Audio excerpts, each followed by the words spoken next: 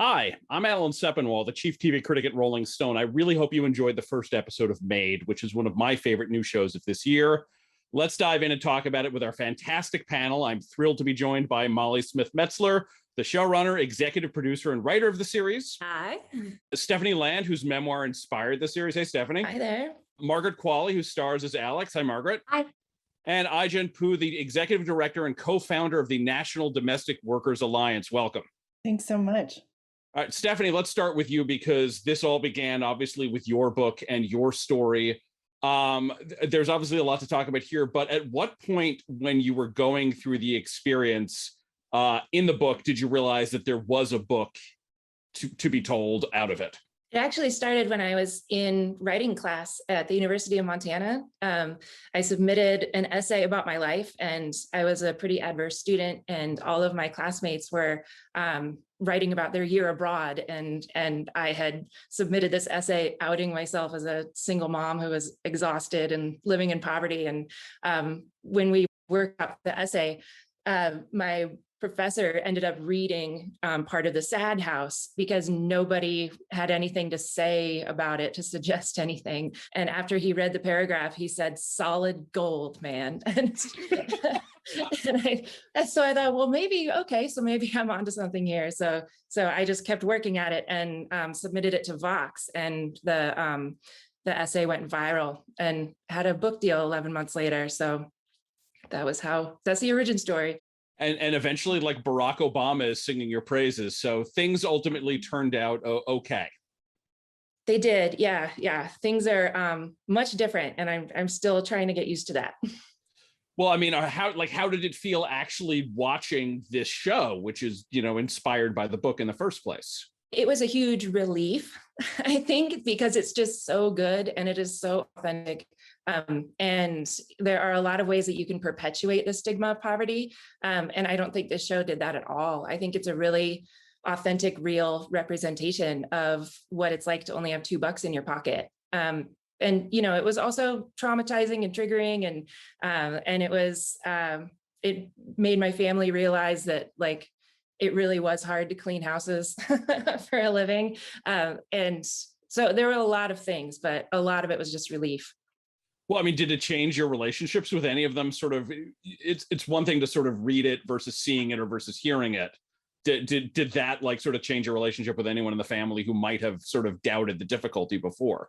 I guess, Story, my kid who is in the book, now goes by their middle name Story. And we're kind of going through some stuff together. And so we're spending some more time together and going on shopping trips and trying to go on dates every once in a while just to kind of get closer through this whole process. Molly, what spoke to you about the book that made you want to adapt it? Well, I'm a mom, so I think just from that point of view, I was really shook by the book, is the truth. When I read it, it made me open my eyes to things that I hadn't necessarily thought about or noticed. But the big thing is that it made me really angry. I was so incredibly grateful for the book because Stephanie was so brave to put it all out there, but it made me furious. There's this moment where she takes her poor daughter to the doctor, and her daughter has an infection from black mold in the apartment, which is the only apartment she can afford. And the doctor says, "You have to do better." And I felt rage because I was like, this is the hardest working woman I've ever met. And it's so unfair how hard it is for her to just be a good mother and provide for her child. So it made me very mad. And also I was just grateful for the experience of reading it and the idea of sharing that experience and engaging with an audience in a larger way too. Like I felt really excited about the opportunity to bring that to life. And as you sat down and started working on the adaptation, sort of what were you thinking about in terms of how you wanted to dramatize the events of the book and what changes needed to be made? Well, my main thing was that I wanted it to be as riveting as the book was. I mean, I think the book is thrilling, and it's a fight for survival. It's sort of Herculean. I wanted this to feel that urgent and immediate and emotionally gutting. But I had one major problem, which is that Stephanie, in the memoir, she speaks to very few people. She's very, very, very isolated. And so as a dramatic writer, that's not a great scene when someone's totally alone, not talking to anyone. So that was my biggest challenge off the bat, was to sort of flesh out this world, figure out who she was living this life with, while also preserving that sense of isolation that's so important to Alex's character. Yeah, one of the things I really like about the show is it keeps, beyond the episode that the audience has seen so far, we keep seeing Alex fall into situations where it seems like, oh, this person might be able to help, or that person might be able to help. And then eventually we realize, no, she has to do this on their own. This isn't going to work out. If she's going to get out of this, it has to be, through her own willpower, more or less. Yeah, absolutely. She jumps without a safety net, but I think realizes there's no safety net as it's happening. Right? Margaret, what appealed to you about this role? First, I think I want to comment on something that Molly just said, which is that she was saying this was the hardest working person that she's ever met. And I just think that's an interesting way of putting it, just post reading the book, because Stephanie really did do that. She introduced herself and she made the reader feel like they were meeting her, which felt like a rare gift, because she's somebody that did keep her story to herself for so long. And I think that that's indicative of this character. That's indicative of the character that Molly wrote and that was inspired by Stephanie's experience, in that Alex isn't somebody that feels comfortable talking about just how many obstacles are in her way on a daily basis. I think that she's somebody that, smiles through everything, and that she always is seeing the most positive version of every circumstance and the light at the end of the tunnel. And I found that really inspiring, that against all odds, she persevered in the name of her kid. Just as a reader, I found that really touching, in addition to being just incredibly inspired by both Molly's writing and Stephanie's book, or memoir. I leaped at the opportunity to play such a complex young woman, and a mother. I've never done that, and I'm not a mom myself, so it seemed like a massive challenge. And I like scaring myself and doing things that I'm just absolutely unsure if I'll be able to pull off. And did you was there a point in the process of making these episodes where you realized, okay, I know how to do this, I am pulling this off? Oh, I wish I No, I really love my job so much. I think it's the greatest thing, and I'm so surprised that I'm paid to do this. And yeah, it's just really high stakes pretend. You have everybody together. There's so many hands that go into making a set believable, and then and lighting and the whole thing, and costumes, and then you're there just with somebody else and you're playing pretend and you're trying to make it the most believable that you can. And it's just like being a little kid, but in this really extreme version of it. And I love it more than anything, but no, at no point do I ever feel like I know what I'm doing. And I think if I do feel like I know what I'm doing, I should probably do something else. Jen, in general, how has pop culture done in general in depicting domestic work? Like a good job, a bad job, in terms of dramatizing it in projects before this one? Horribly, which is why I think I just have to say thank you to begin with to Stephanie for telling your story in such a powerful way and reaching so many people with it, and for Molly bringing the story to life so more people can be touched by it in such a powerful and multidimensional, nuanced way, and Margaret for bringing this character to life in a way that is just so moving.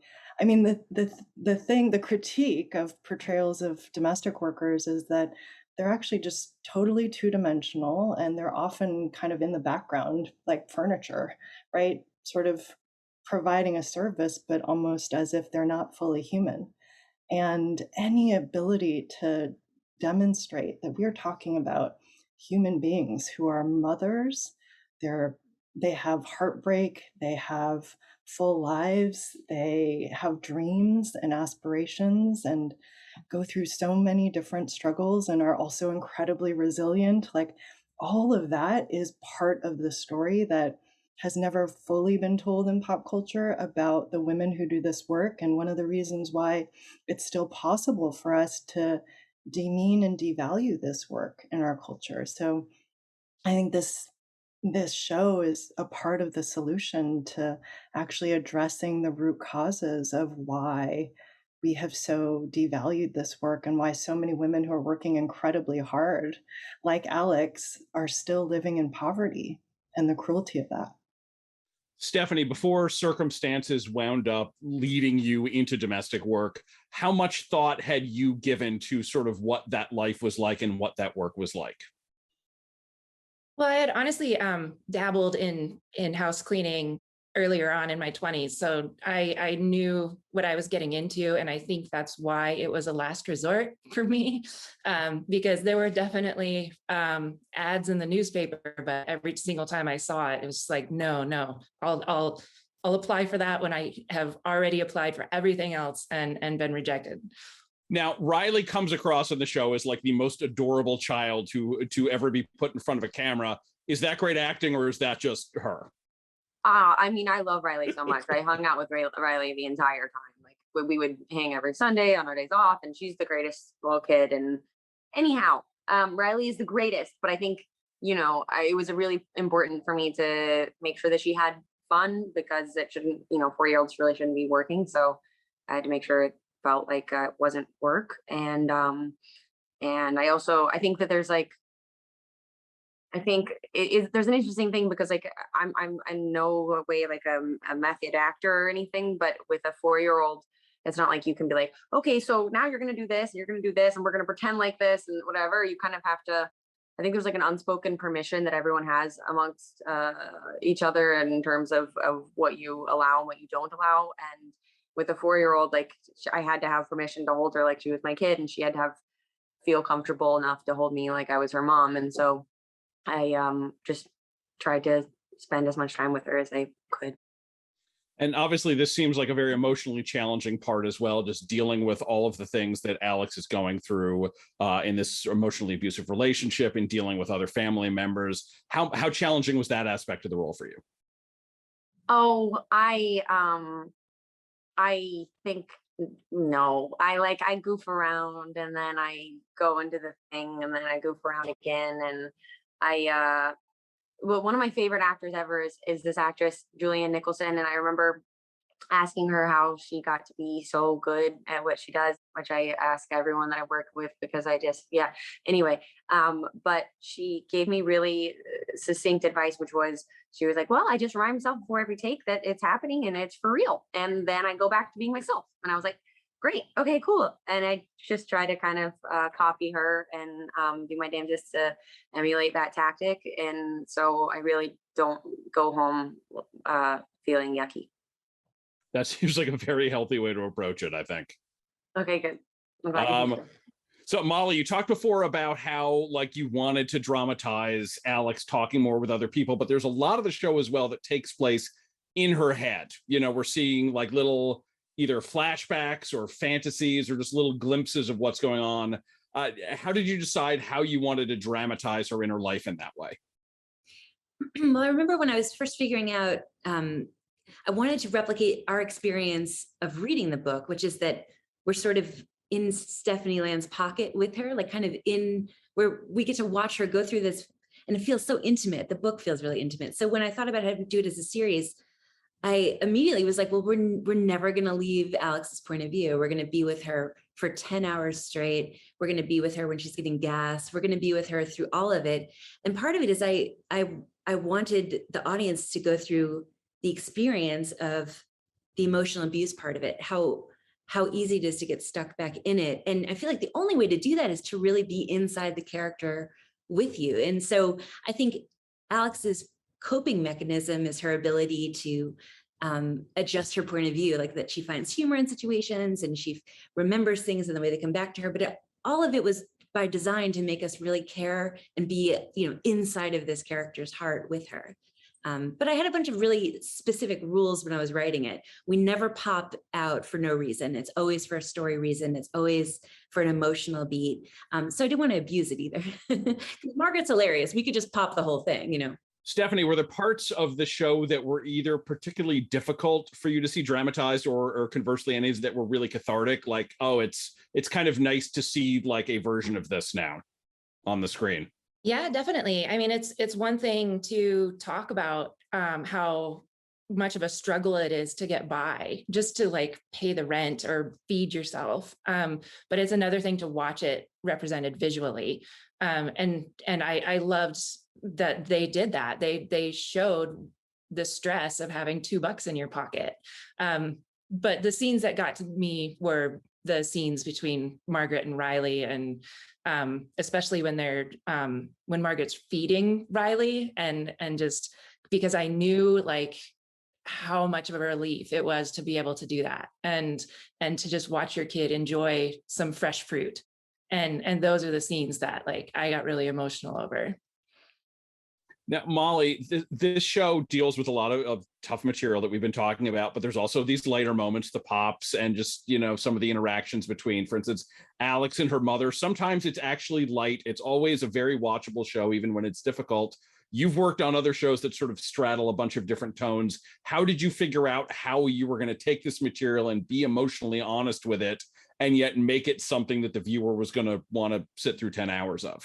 You know, I come from theater, so I've just sort of learned in going to a lot of theater, but also writing it, that like, if you're too serious, if you go at something too straight, they turn off, you know, like we don't want broccoli. We don't want to just be told what to think, or we don't want to just be in a really sad, slow slug. And so part of it was that I wanted to capture Stephanie. I mean, I think there's a vibrancy in you know, that this is still a 25-year-old girl who's can't afford to go out for a beer with her friends. And like, so I just tried to find ways to make her as fully realized, fleshed out, three-dimensional person who is, you know, like we were just talking about, that she's not just a cleaning lady. That's just how she makes her money. Like, you know, that just to really flesh it out and give us the whole spectrum of an incredible 25-year-old woman's experience. So, yeah. Now, Margaret, you talked before about Riley. You also got to work with your own mom, you know, who's playing your mom here. Had you come close to working together before, or is this the first opportunity that ever arose? It's always been a dream of mine to be able to work with her. I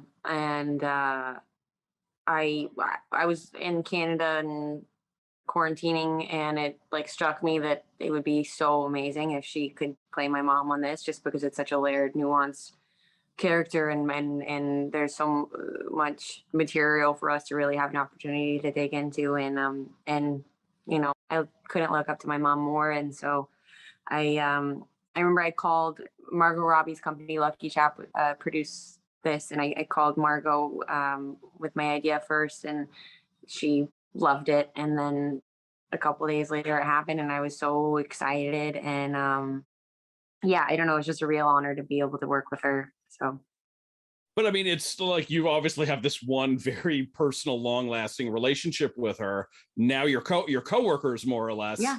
What was that like for the two of you? It was great. I mean, you know, as an actor, like, you walk into the room and your mom's your mom, and so that's like the biggest cheat in the world. And going back to that idea of permission, it's like you have an unspoken whole body of like dynamics that has been in play for my entire life. And then also just like selfishly having my mom around was great. But you know, I think it goes both ways, like in the sense that I think we all love our mom so much, but there's a built-in second nature eye roll that we all, I think, are pretty familiar with. And then on the other side of that, there's, I don't know, you know, not to spoil anything or whatever, but towards the end of the season, there's a moment when I'm with Alex is with Paula, and Paula tells Alex that she's proud of her. And I felt so grateful to have that scene, because I just really felt like my mom was telling me that she was proud of me, and it made me real emotional. And it was just one of the coolest experiences I've ever had in my whole life. So I feel so lucky. I mean, obviously you'd watched her and things before because you talked about how much you idolize her, but like, how different was it being sort of there, seeing the process as she's giving a performance as opposed to just watching her up on a screen? I felt like I was watching one of the greats. Like I like had I feel like she as much as I'm someone that doesn't know what they're doing, she's someone that does know what she's doing. And it was really spectacular to be able to be on set with her. Hi, Jen. I'm wondering what people who watch this show can do to support domestic workers like Alex. What do you hope people are taking away from this? That this work is hard work, it's dignified work, and the people who do it put everything they have into it, and it's also a profession and a living, and it deserves to be compensated and respected and protected. And domestic workers have had a really tough time in the pandemic. Everyone lost jobs and income, and a lot of people kept working as essential workers without proper PPE or access to healthcare or sick days. And so we hope that it helps people understand just how resilient and proud and important this workforce is, and that they'll get involved in establishing protections and recognizing this work for its true value. We have a campaign to pass a national Bill of Rights for domestic workers that everyone can support. It's legislation in Congress introduced by Senator Gillibrand and Congresswoman Pramila Jayapal. And everyone can support so we can change our laws to protect workers like Alex, Stephanie, and there's 2.2 million people who do this work and work incredibly hard and still can't make ends meet. So we have our work ahead of us. We do, but it sounds like a good start, at least, definitely. Finally, Molly, the people who are watching this Q&A, they've gotten to see the first episode of this terrific series. What would you say to them to sort of either tease or to sort of encourage them to keep going and watch the rest of it? Well, I would say that the performances in this show are just some of the most fantastic work I've ever seen on screen from anyone. And it's Margaret and Andy and Nick. It's just, this cast is just astonishing. So if you're a fan of spectacular acting, you should watch it for that reason. But also, it's a really hopeful and exciting story. I mean, it's going to get harder for her before it gets better, but this is a character who's a fighter and claws her way out of a situation that very few people get to claw out of. And she's a true hero. She's an incredibly contemporary character in that sense, that what she's up against is insurmountable, but then she does surmount it. And so it's going to make you feel good, even though the journey there is tough. You're going to be glad you watched it. I was very glad I got to watch all of it, and I hope everyone at home is going to do the same, because I think the Maid is fantastic. Everyone, thank you so much for your time. And remember, all episodes of Maid will be streaming on Netflix starting on October 1st. Have a great day.